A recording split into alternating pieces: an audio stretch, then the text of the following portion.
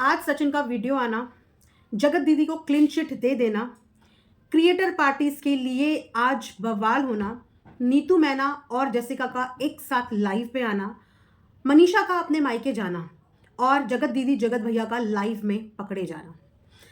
Hello hi, welcome back to my channel Earth Mom Dehradun. मैं हूं ज्योति और वेलकम है आप सभी का मेरे चैनल में नए हैं तो मेक श्योर चैनल को सब्सक्राइब जरूर करें। नया साल आने वाला है और नया साल आने से पहले आप सब लोगों से हक से एक रिक्वेस्ट है कि नया साल आने से पहले प्लीज़ चैनल पे 60K सब्सक्राइबर पूरे करवा दीजिए और साथ ही साथ इस वीडियो को लाइक ज़रूर करना, क्योंकि इस वीडियो में मैंने आप सब लोगों के पॉइंट्स भी कवर करे हैं। जितने भी कुछ लोगों ने इंस्टाग्राम पे मुझे डीएम किए थे और जितनों के मैं कर पाई उतनों के पॉइंट्स मैं यहाँ पे कवर करूँगी। प्लस इस वीडियो को शूट करने के बाद मैं एक लाइव भी अरेंज करूँगी और उस लाइव में बाकी लोग अपना पॉइंट ऑफ व्यू यहाँ पे शेयर कर सकते हैं, क्योंकि मुझे इस चीज़ के ऊपर वीडियो तो बनाना ही था। जगत भैया का वीडियो आने के बाद इस पे एक रिएक्शन वीडियो तो बनना ही था और होप करती हूँ कि आप लोगों को मेरा रिएक्शन पसंद भी आया हो। बाकी के पॉइंट ऑफ व्यू आपने लाइव में शेयर कर दिए होंगे, क्योंकि ये वीडियो आएगा एक दिन बाद और लाइव हो जाएगी रात को। जिन्होंने नहीं भी करे हैं वो कमेंट सेक्शन में कर देना। मैं नेक्स्ट वीडियो में आप लोगों के पॉइंट्स के ऊपर भी डिस्कशन ज़रूर करूँगी। तो चलिए शुरू करते हैं इसी के साथ सचिन का आज का वीडियो का रिएक्शन। कल का दिन कुछ ज़्यादा ही ड्रामेटिक नहीं था। सचिन का एकदम से एक दिन पहले लाइव में पकड़े जाना, उसके बाद मनीषा का मायके चले जाना, मनीषा के हाथों में सबूत लग जाना, नीतू का जैसिका के साथ यूट्यूब पे लाइव आना, क्रिएटर इवेंट का बवाल हो जाना और पता चलना कि किसी का आना कैंसिल हो गया है। ये सब चीज़ें कल की डेट में हुई, कुछ स्ट्रेंज नहीं थी। और उन्हीं सब चीज़ों के बाद रात में सचिन का वीडियो आना, जिस वीडियो में कंप्लीट तरीके से जगत दीदी को क्लीन चिट दे देना। सबसे पहले तो यहाँ पे सवाल करूंगी वीडियो बनाने वाले क्रिएटर से, यानी कि सचिन से, कि आखिर आप इस पूरी वीडियो में बोलना चाहते क्या थे, क्योंकि आपका मैसेज जनता तक पहुंचा नहीं है। आपका मैसेज जनता तक पहुंचा ही नहीं है कि आप इस वीडियो में बताना और बोलना क्या चाहते थे। आप दीदी को दीदी बोलना चाहते थे, दीदी को प्रेमिका बोलना चाहते थे, इन्फैक्चुएशन बोलना चाहते थे, अट्रैक्शन बोलना चाहते थे, लव बोलना चाहते थे या सिस्टर बोलना चाहते थे। आप अपनी पूरी वीडियो में आखिर बोलना क्या चाहते थे? किसी को कुछ समझ में नहीं आएगा। गाइस, आपको कुछ समझ में आया कि आखिर ये अपने रिश्ते को कौन सा नाम देना चाहते थे इस वीडियो के माध्यम से? मुझे समझ में नहीं आया। शायद ये बात इस पूरी वीडियो में 100 आने सच है, वो ये कि इस इंसान के अंदर बदले की भावना कूट कूट के पड़ी है। कूट कूट के मतलब कूट कूट के ये रिवेंज लेने में बिलीव करते हैं। और यही नहीं, इनके साथ जो जगत दीदी हैं वो भी बदला लेने में बहुत बिलीव करती हैं।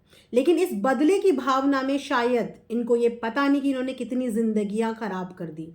और सबसे ज़्यादा जो इंसान माफ़ी का हकदार था ऑडियंस के बाद, वो थी वो 7 साल की बच्ची जो किसी को अपनी माँ बोलती थी और किसी को अपना मामा बोलती थी।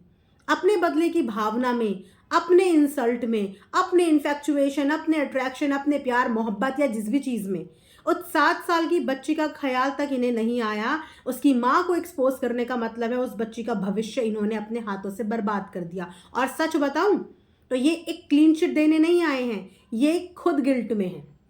जिस समय पे इनके अंदर ये सब कुछ हावी था, इनको बड़ा धक्का लग गया था, इनकी मैन ईगो हर्ट हुई थी। यस, इनकी मैन ईगो हर्ट हुई थी कि सामने वाले ने मुझे अपने दरवाजे पे बुलाकर वापस कैसे भेज दिया। जो इंसान इतने समय तक मेरी छोटी उंगली पे नाच रहा था, उसने मेरी उंगली झटका के अकेले चलने का डिसीजन कैसे ले दिया। इनके अंदर वो बदले की भावना आ गई थी, इनको धोखा फील हो रहा था और उस धोखे में इन्होंने अपना बदला लिया। इन्होंने उस धोखे में अपना बदला लिया और बदला लेने के बाद जब तक इनके अंदर गुस्सा रहा, ये बदले पे बदला, बदले पे बदला, बदले पे बदला लेते रहे। और जिस दिन इन्होंने अपने साइड का सब कुछ बता दिया और इनको सामने वाले की साइड से 0 रिस्पॉन्स मिला, यहाँ तक कि सामने वाले ने इनके ऊपर स्ट्रिक्ट एक्शन भी नहीं लिया और सामने वाले ने इनके डिफेमेशन के लिए एक शब्द सोशल मीडिया पे नहीं बोला, उस दिन कहीं ना कहीं ये चले गए गिल्ट में। इनके अंदर इस बात का गिल्ट हो गया कि मैंने जिस इंसान को प्यार किया, इन्फेक्चुएशन किया या कोई भी रिश्ता बनाया, इतना बदनाम करने के बाद भी उस इंसान ने मेरा हार्म नहीं किया, और ये हो गए गिल्टी। और उस गिल्ट में अब ये जो चीज़ें कर रहे हैं वो रायता समेटने की कोशिश कर रहे हैं, लेकिन अगेन ये सच नहीं बोल रहे हैं। इन्होंने अगेन झूठ को साफ करने की कोशिश करी है, लेकिन वो झूठ जनता के सामने परोसने से पहले सोचना चाहिए था कि आप अपनी भी बोली हुई बातों को डिनाई कर दोगे, लेकिन आपके अलावा इस चीज़ का प्रमाण बहुत लोगों ने दिया है। इन्होंने उस चैट को फेक बता दिया। आप मुझे बताइए, वो एक स्क्रीनशॉट नहीं था, वो बकायदा पूरी एक चैट थी जो कि डेट के साथ थी, डेट के साथ, टाइमिंग के साथ वो पूरी चैट थी। वो चैट को इन्होंने डिनाई कर दिया कि वो चैट भी फेक हो सकती हैं। सच में वो चैट फेक हो सकती हैं? इस तरीके की चैट आप और किसके साथ कर रहे थे कि वो चैट आपने एक्सचेंज कर ली? ठीक है, उसके बाद चलिए, जो चैट आपके हाथ लगी वो तो आपके हाथ लगी, वो फेक है, लेकिन जो चैट आपकी बहन के हाथ लगी, जो चैट आपकी वाइफ के हाथ लगी, वो फेक थी। यानी कि 2 दिन पहले आपकी बहन ने अपनी बेटी के लिए जो चैट पढ़ी हैं, जो देखी हैं, आपकी बहन भी झूठ बोल रही है। आपकी बहन ने झूठ बोला कि उसने वो चैट पढ़ी। चलो, आपने आज की वीडियो में सब कुछ सच बोल दिया कि आपने सामने वाले को बदनाम करने के लिए बदला लेने के भाव से ऐसा ऐसा ऐसा कर दिया। What about your mother? आपकी मम्मी ने भी इस चीज़ के लिए बोला, आपकी वाइफ ने बोला, आपकी बहन ने बोला, आपके साथ के क्रिएटर्स ने, एक एक जन ने आपके रिश्ते की सच्चाई बताई है। वो सब झूठ बोल रहे थे, वो सारी दुनिया झूठ बोल रही थी, और आज आपकी सुनाई हुई कहानी पे यू एक्सपेक्ट कि सब लोग यकीन करें कि आपने आज जो कहानी सुनाई उस कहानी में सच है। अगर आपको उस शादी में इतनी खुशी मिल रही थी और आपको उस शादी से कोई ऑब्जेक्शन नहीं था और इस शादी के आप सपने देख रहे थे, तो क्या एक मामूली बेइज्जती से इंसान अपनी ज़िंदगी ख़त्म करता है? सीरियसली? आपका किसी और के फंक्शन में जाके अगर अपमान होता है तो उसकी भरपाई आप अपनी ज़िंदगी ख़त्म करके देते हैं? कितने लोग ऐसा करते हैं? कितने लोग ऐसा करते हैं कि किसी के फंक्शन में आपकी बेइज्जती हुई और उसके बदले में आप अपनी ज़िंदगी ख़त्म करने के लिए बाकायदा एक पूरा नोट लिखते हैं, और उस नोट में आप तब भी सामने वाले इंसान को दीदी दीदी दीदी दीदी लिख रहे हैं। जो वीडियो इन्होंने शेयर करी ना, भोपाल वाली, होटल के अंदर बैठने वाली, उस समय पे भी ये सामने वाले को दीदी दीदी दीदी बोल रहे हैं। क्यों? क्योंकि उस दिन तक भी ऑडियंस के सामने, इनकी वाइफ के सामने, इनके परिवार के सामने इन दोनों के रिश्ते की सच्चाई नहीं आई थी। वो पुरानी वीडियो है, तब तक इन्होंने ये बताया ही नहीं था कि इन लोगों के रिश्ते की सच्चाई क्या है। तब तक ये दुनिया की नज़र में भी और अपने घर वालों की नज़र में भी और अपनी बीवी की नज़र में भी भाई बहन ही थे। इसीलिए वो वीडियो इन्होंने दीदी दीदी दीदी करते हुए बनाई है। इन्होंने अपने रिश्ते की सच्चाई तो बाद में जाकर बताई, जब इन्होंने वहाँ पे जाके अपने साथ ऐसा ऐसा चीज़ें कर ली। उसके बाद धीरे धीरे जाके इन्होंने पहले अपनी वाइफ मनीषा को सारे सबूत दिखाए, फिर इनके घर वालों को पता चला, तब जाके इन दोनों का रिश्ता एक्सपोज हुआ था। इसीलिए उस नोट में भी दीदी जिक्र है, इसीलिए उस वीडियो में भी दीदी है। तो आप ऑडियंस को इस तरीके से गुमराह नहीं कर सकते हो। बहुत डीपली अपना एक एक मिनट लगाया है ऑडियंस ने इसमें। पिछले 2.5-3 महीने से ना रात दिन जग के आपका यह तमाशा देखा है ऑडियंस ने, और आप ऐसे ही कोई भी 10-15 मिनट की वीडियो बना के ऑडियंस को बेवकूफ़ नहीं बना सकते कि आप फिर से एक कहानी सुनाएंगे और उस कहानी पे क्योंकि आपको गिल्ट है तो आप उसको झूठा साबित करके बाकी लोगों को गिल्ट में डालेंगे कि हमने इतना गंदा एक लड़की के लिए सोच लिया, या हमने इतना गंदा एक 7 साल की माँ के लिए सोच लिया। जी नहीं, ऑडियंस ने गंदा नहीं सोचा, ऑडियंस ने वही सोचा जो इस रिश्ते की हकीकत थी। ये गिल्ट आपका अपना पर्सनल है, जिस चीज़ की पॉलिश करने के लिए आप एक नई कहानी बना रहे हैं। बहन से किसको इन्फेक्चुएशन होता है? किसको बहन से अट्रैक्शन होता है? किसको होता है? अपने साथ के क्रिएटर्स को आपने जो अपने साथ बिठा के चीज़ें सुनाई हैं वो चीज़ें झूठी थी। आपकी बहन ने जो बताया वो झूठा था, आपकी वाइफ मनीषा ने जो बताया वो झूठा था, आपकी मम्मी ने जो बताया वो झूठा था, आपके साथ के एक एक क्रिएटर ने जो बताया वो झूठा था, या हमने जो अपनी कानों से सुना वो झूठा था।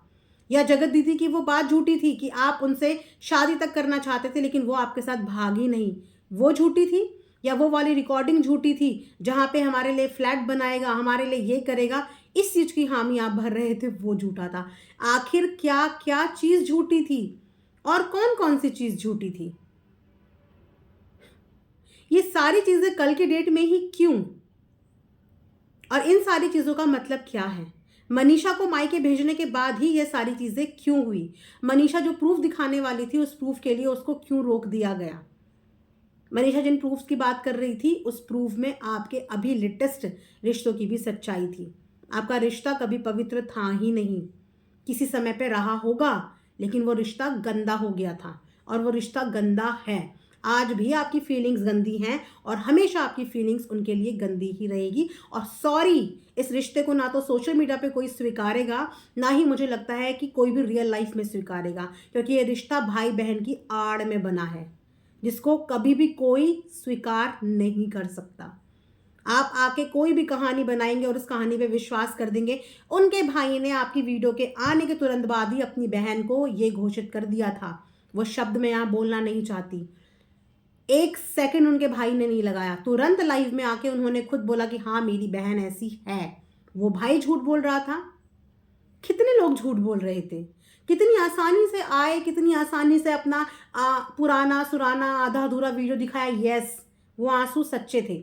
जहां तक मैंने एनालिसिस करी, वो भोपाल में बहते हुए आपके आंसू सच्चे थे। वो फीलिंग आपकी सच्ची थी क्योंकि उस समय पे आपकी मैन ईगो हर्ट हो गई थी, प्लस आपकी एक्सपेक्टेशंस हर्ट हुई थी जो आपने सामने वाले से रखी थी। सामने वाले ने अपने भरोसे पे आपको कन्विंस करके वहां पे बुलाया और उनके घर वालों ने आपकी बेइज्जती करके आपको वहां से, आपने जो वर्ड यूज करा, मनहूस करके वहां पर भगा दिया आपको। जहां पे आप अपनी वाइफ के साथ गए थे, प्लस अपनी बहन और अपने बहनोई के साथ गए थे, प्लस शायद इनकी साली भी थी, अपने पूरे परिवार के साथ वहां पे ये गए थे और वहां पे इनकी बेइज्जती हो गई, जो अपमान इनसे बर्दाश्त नहीं हुआ। वहां पे इनके जो रोना था वो जेन्युइन था, लेकिन उसी पल इनका वो रोना रिवेंज में बदल गया, बदले की भावना में बदल गया, क्योंकि कहीं ना कहीं सगाई करके वो शादी करके मूव ऑन कर रही थी, या इनकी XYZ कोई भी प्लानिंग होगी उसे लेके फर्दर।